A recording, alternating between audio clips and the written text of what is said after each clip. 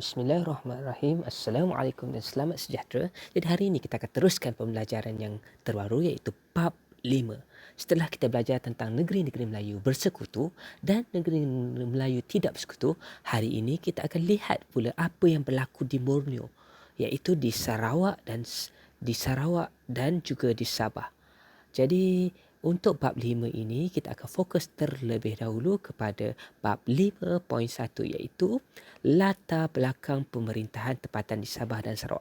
Kita perlu ingat bahawa sebelum kedatangan kuasa-kuasa luar atau kuasa-kuasa barat, masyarakat tempatan di Sarawak dan Sabah telah ada sistem pemerintahan yang berkesan. Maksudnya telah ada sistem pentadbiran yang baik. Bukannya barat yang datang dan membina pentadbiran di situ. Sebelum barat datang lagi sudah ada pentadbiran yang baik dan juga berkesan.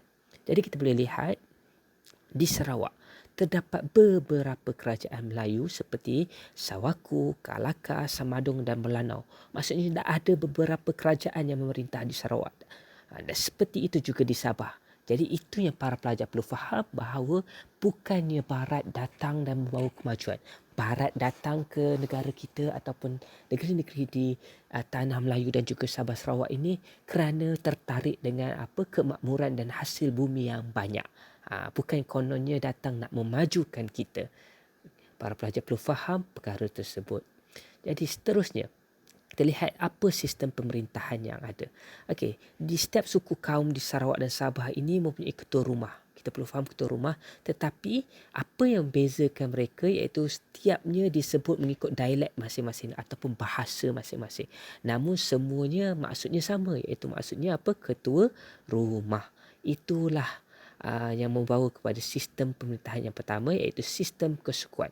Sistem ini dilaksanakan masyarakat tempatan Sarawak Sabah mengikut adat dan kepengetahuan masyarakat masing-masing. Maksudnya kesukuan ni mengikut kaum masing-masing lah kalau kita nak mudah faham. Kerana di Sabah Sarawak ni kita tahu ada kaum, pelbagai kaum yang ada. Jadi kita lihat yang pertama, apa itu sistem kesukuan. Okey, sistem kesukuan. Kita lihat yang pertama. Okey, pemimpin menjadi orang tengah dalam menyelesaikan pertelingkahan. Maksudnya kalau pergaduhan, siapa yang pastikan keharmonian berkekalan, itulah tugas pemimpin. Okey, itu para pelajar yang perlu ingat. Yang kedua, antara masyarakat yang mengamalkan sistem ini, banyak kaum kan cikgu cakap tadi. Ada contohnya ialah Iban, Bidayuh, Kenyah, Kelabit dan Kayan. Okay, selain pada itu, ada yang paling penting, semua kena patuh kepada adat, iaitu adalah setiap kaum ada undang-undang ataupun kepercayaan masing-masing. Selain pada itu, masyarakat Iban, kita panggil pemimpin utama dia apa? Tuan rumah. Inilah menjadi autoriti ataupun kuasa utama masyarakat. Ingat, masyarakat Iban panggilnya tuan rumah. Ini di Sarawak ya. Perlu jelas ini di Sarawak. Seterusnya, pilih pemimpin macam mana? Pilih pemimpin bukan sekadar keturunan. Bukan maksudnya kalau ayah dia pemimpin, anak dia pemimpin. Tak. Dia juga berdasarkan kebolehan peribadi. Kalau kita tengok cerita dahulu, nak pilih ketua orang asli contohnya, mereka tengok orang yang kuat, orang yang berani, orang yang paling berkebolehan dalam kaum mereka. Okey, contohnya dalam masyarakat Bidayuh pula tadi, Iban, Bidayuh, autoriti ketua dia dipanggil siapa? Tua Kapung. Tua Kapung. Panggilan yang berbeza. Kalau di dalam masyarakat Kenyah pula, ada dipanggil sebagai Peran Lepo. Masyarakat Kayan pula panggil Kelunan Maran. Jadi awak boleh lihat begitu juga di masyarakat Melanau. Ini sama macam kita sekarang panggil apa? Ketua masyarakat panggil menteri. Kita sekarang pun kalau pemimpin di kalangan kita panggil menteri. Jadi inilah yang membezakan. Dalam sistem kesukuan ni, ketuanya dipanggil dengan panggilan yang berbeza-beza. Okey, harap pelajar jelas, ketuanya dipanggil dengan panggilan yang berbeza-beza. Itulah sistem kesukuan di Sarawak. Seterusnya, kita lihat pula sistem kesukuan di negeri Sabah. Berbeza pula sebab setiap kaum di Sabah dan Sarawak lain kan. Okey, jadi apa? Kita lihat dulu. Okey, adat menjadi alat kawalan sosio-politik berkesan. Maksudnya ikut undang-undang adat. Jadi masyarakat yang juga mempunyai pemimpin, dikenali sebagai siapa? Orang tua, iaitu ketua kampung. Jadi apa peranan ketua kampung ni? Apa peranan orang tua? Ia sebagai pemimpin utama untuk apa? Menyelesaikan sebarang pertikaian ataupun pergaduhan. Selain pada itu, sistem ini juga ada juga majlis kampung dan tukang-tukang adat. Maksudnya ada orang yang bantu ketua kampung tadi. Jadi majlis kampung ni buat apa? Dia membantu orang tua. Orang tua iaitu ketua tadi dalam pengurusan adat kehidupan seharian. Jadi mestilah ada pembantu kan. Kalau ada ketua, ada penolong, ada bendahari, ada AJK. Macam tu lah. Jadi tukang-tukang adat pula memastikan setiap upacara adat dilakukan dengan betul. Bagi apa dulu ikut undang-undang ni nak buat apa? Nak mengelakkan bencana. Okey, selain pada itu, kita tengok ada panggilan yang berbeza. Masyarakat Bajau di Pantai Timur Sabah, pemimpinnya dikenali sebagai pematoa. Matoa ni tugas dia apa? Menjadi pelindung adat dan kepentingan anak buah. Itulah matoa. Okey, selain pada masyarakat Bajau ni ada jugalah masyarakat Kadazan Dusun, Murut dan Bajau. Ingat Kadazan Dusun, Murut dan Bajau. Selain pada itu, kita boleh fahami sistem kesukuan Sabah ini hampir sama dengan Sarawak, cuma berbeza mengikut kaum masing-masing. Itulah sistem kesukuan. Jadi kita boleh lihat sistem yang kedua iaitu sistem pentadbiran tempatan. Jadi sistem pentadbiran tempatan ini kita perlu ingat satu saja iaitu ada pengaruh Kesultanan Brunei di Sabah dan Sarawak. Selain pada itu ada juga wujud Kesultanan Sulu. Jadi sistem pentadbiran tempatan ni mengikut apa? Mengikut tempat dia.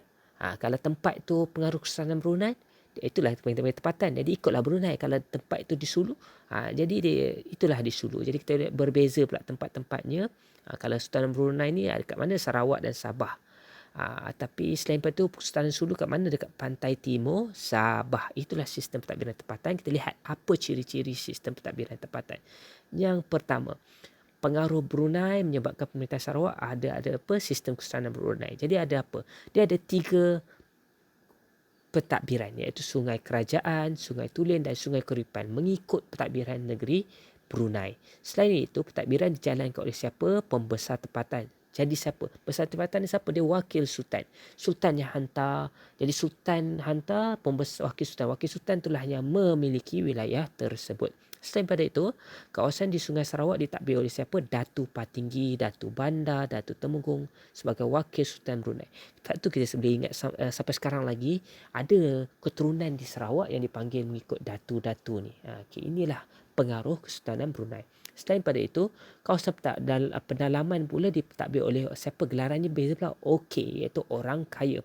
Sebab tu contoh dia apa? Okey Peti di Padi, okey Antau di Rimbas, okey Jugah di Lundu dan okey Gasing di Sekerang. Tadi Datu, sekarang okey pula orang kaya. Jadi kuasa Kesultanan Brunei di Sarawak adalah berasaskan kepada apa? Sistem penguasaan tanah. Jadi kalau dia ada kuasa, dialah yang menguasai tanah. Jadi itulah sistem pentadbiran di Sarawak. Kita lihat pula sistem kedatuan di Sarawak. Sistem kedatuan di Sarawak merupakan sistem pemerintahan tradisi masyarakat Melayu. Ingat, sistem kedatuan ni fokus pada masyarakat Melayu yang ada di sekitar Sungai Sarawak. Sistem ini merupakan kesinambungan daripada sistem kerajaan terdapat sebelum ini. Contohnya sistem Kesultanan Brunei. Jadi inilah gelaran orang kaya yang diberikan oleh Kesultanan Brunei, terutamanya kepada pemimpin Iban pun ada, pemimpin tempatan untuk menonjolkan apa? Nak kata mereka ni ada kedudukan sebagai pemimpin. Itulah sistem kedatuan dan juga gelangan orang kaya. Jadi kita lihat apa itu sistem kedatuan. Sistem ini diamalkan oleh kerajaan-kerajaan awal yang wujud di Sarawak. Okey. Selain pada itu, suatu pengaruh Kesultanan Brunei golongan pembesar ini menjadi wakil. Macam tadi juga, dia wakil kepada Kesultanan Brunei. Selain pada itu, kerajaan Sawaku. Kerajaan Sawaku merupakan antara kerajaan yang awal terletak di Sungai Sarawak. Siapa yang takbir? Sistem kedatuan, jadi nama dia pun Datu Merpati Jepang. Selain daripada itu, mereka berkuasa mentadbir Sarawak tanpa apa? Sekarang Kesultanan Brunei dah tak masuk campur dah. Berbeza dengan sistem pentadbiran tempatan tadi. Sebagai wakil sultan, sekarang ni kedatuan ni dah ada kuasa yang lebih kuat. Jadi mereka memerintah secara sendiri. Jadi keturunan Datu Merpati Jepang secara turun-temurun menguasai pentadbiran di wilayah ini dengan memakai gelaran apa? Datu Patinggi, Datu Bendahara dan Datu Temenggung. Selain daripada itu, mereka juga bertanggungjawab menjalankan pentadbiran untuk apa? Membangun dan memajukan Sarawak. Itulah tugas pemimpin, tak kisahlah di mana pun, untuk membangun dan memajukan negara. Jadi kita lihat pula sistem pentadbiran di Sabah. Okey, di Sabah Kawasan pantai barat dikuasai oleh Kesultanan Brunei, manakala kawasan pantai timur ada Kesultanan Sulu, ada dua, Brunei dan Sulu. Jadi kita melihat perbezaan. Okey, Kesultanan Brunei di Sabah berasaskan sistem penguasaan tanah sama di Sarawak tadi. Pentadbiran dijalankan oleh siapa? Oleh wakil sultan ataupun pembesar, kita panggil panggiran yang memiliki wilayah tersebut. Sultan Sulu pula memiliki semua tanah di bawah pengaruhnya, namun ada pemerintahannya, ada wakil, iaitu siapa? Datu. Datu ni wakil Sultan Sulu. Okey, aku rasa golongan datu pula bergantung pada bilangan bilangan hamba. Maksudnya lagi banyak hamba, lagi kuatlah. Tetapi selain daripada itu, kemampuan menghantar ufti. Ufti ni apa? Cukai. Jadi kena ada banyak duit, barulah pengaruh lebih besar. Jadi golongan datu inilah sebenarnya menjalankan pentadbiran di pantai timur Sabah, iaitu di bawah Kesultanan Sulu yang juga dikenali sebagai sistem datu. Itulah sistem pentadbiran di Sabah. Jadi selain daripada itu, di Sabah juga ada satu, iaitu sistem ketua bebas. Jadi apa itu sistem ketua bebas? Kita lihat pada abad ke-17 dan 18, sistem pentadbiran ketua bebas dijalankan di beberapa kawasan. Yang apa? Kuasa Sultan Brunei dan Sulu agak lemah. Jadi bila saya cakap tadi, cikgu cakap tadi, kalau kuasa Sultan Brunei dan Sulu agak lemah, jadi adalah ketua bebas. Sebab itulah dipanggil bebas. Sistem ini bergantung pada apa? Pada kemampuan individu untuk memerintah kawasan yang disukainya. Maksudnya individu itu ada kuasa yang kuat, jadi dia jadilah ketua yang bebas. Kita lihat sistem ketua bebas di Sabah. Ketua bebas ini muncul daripada sikap berani dan kepiawaian seorang tokoh yang mencabar kewajiban sultan. Maksudnya dia kuat, dia rasa dia yakin dia boleh lawan sultan. Okey. Jadi mereka ni tergolong antara mempunyai pertalian keluarga dengan Sultan Brunei. Sultan selalunya adalah pengaruh, sebab tu mereka berani. Jadi mereka mempunyai undang-undang tersendiri dan mengiktiraf kuasa lain. Maksudnya bila bebas, mereka ada undang-undang tersendiri dan tak ikutlah Sultan Sulu ke Sultan Brunei. Jadi antara ketua bebas yang kita boleh kenali ialah Syarif Osman yang berkuasa daerah Marudu pada tahun 1830 dan 1840. Ada Datuk Kruding pada abad kuasa daerah Tunku pada akhir abad ke-19. Ini antara ketua-ketua bebas yang ada. Mereka inilah yang berkuasa dan bertanggungjawab menjalankan pentadbiran dan kuasa di kawasan masing-masing. Maksudnya mereka ni ada kuasa yang tersendiri dan bebas. Jadi apa iktibar yang kita boleh pelajari daripada bab ini? Jadi kita boleh faham Sarawak dan Sabah ni memang dah ada sistem pentadbiran yang teratur dan tersendiri. Jadi inilah yang membawa kepada kestabilan dan kemakmuran kepada masyarakat. Bila negara makmur dan stabil, adalah kuasa luar yang menarik, rasa tertarik. Sebab apa? Bila negara stabil dan makmur, maksudnya ada peluang buat duit. Jadi oleh itu kita seharusnya berwaspada ataupun berhati-hati terhadap anasir luar yang mampu mengambil alih kuasa jika kita tidak bersatu padu. Jadi pengajarannya kita perlulah bersatu padu untuk melindungi negara kita daripada anasir luar. Jadi setakat itu saja untuk subtopik 5.1. Cikgu harap anda semua boleh faham. Sebarang persoalan boleh tanya cikgu kemudian. Terima kasih, maaf salah dan silap. Assalamualaikum warahmatullahi wabarakatuh dan selamat sejahtera.